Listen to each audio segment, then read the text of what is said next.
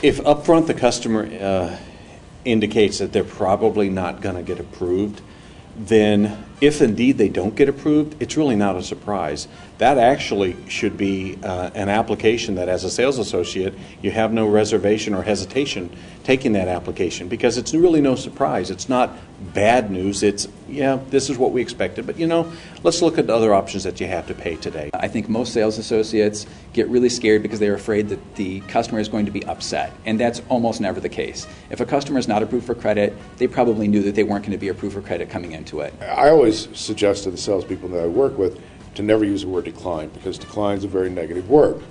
Just say, at this time the banker couldn't approve your account, and then continue on with the process. Nobody wants to have to deal with not being approved for something or being declined, and declined is a pretty harsh word. So I always counsel the sales associates that, that's when you put it back on GE, right? If someone's approved, you're like, hey, we were able to get you approved today, fantastic.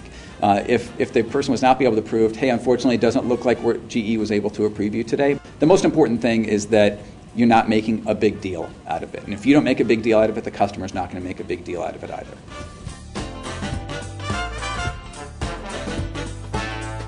If a customer says, I might not qualify for this financing, I always make sure that I let them know they can have a cosigner. I've had several customers who've been very successful receiving financing because they were able to find a cosigner to help them out with that. At Emerald City, we've had a layaway program where our customers could, come in, and if they see something that they couldn't really afford right at the moment, they would put it back and make payments to us, when basically we were financing it for them. It's a reality in financing that when you offer financing to everybody, you're going to have people that don't get approved. You need to have something as a consolation prize or something to offer the customers. We'll try to get you approved, and if you're not approved, we're still going to give you a free set of wipers, or we're going to give you a free oil change when you come back. Giving the customer something, it helps make sometimes an uncomfortable situation a little easier to handle.